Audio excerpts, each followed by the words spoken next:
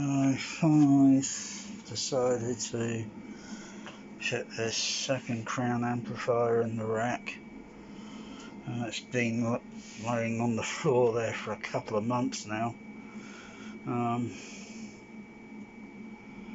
So that would power the overhead surrounds. So I'm coming off of the these Behringers here. They'll be kept in the rack, and I'll utilize it for something else. Got to undo the Phoenix, the DB25 Phoenix connector, DB25 pin, Phoenix connector.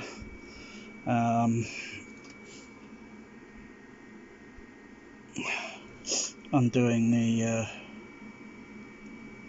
leads one by one.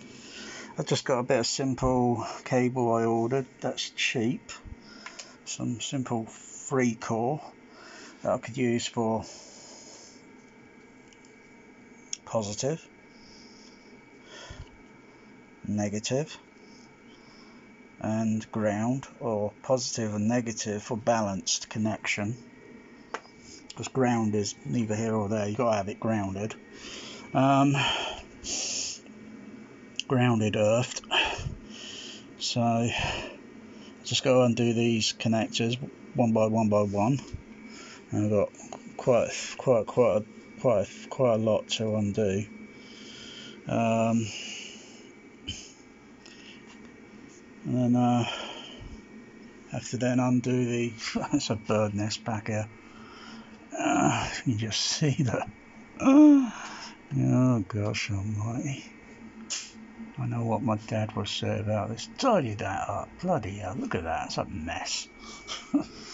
Oh, there they are. That's a better view. Undo the speak-on connectors. Oh dear. After all, buying all these speak-on connectors for... It's too bad they can't fit them on the crown amplifier, huh? But anyway, it's not a big deal. Just got to undo all those and then connect them onto the back of the terminal connectors, and then slip the rack in, power it up, test it.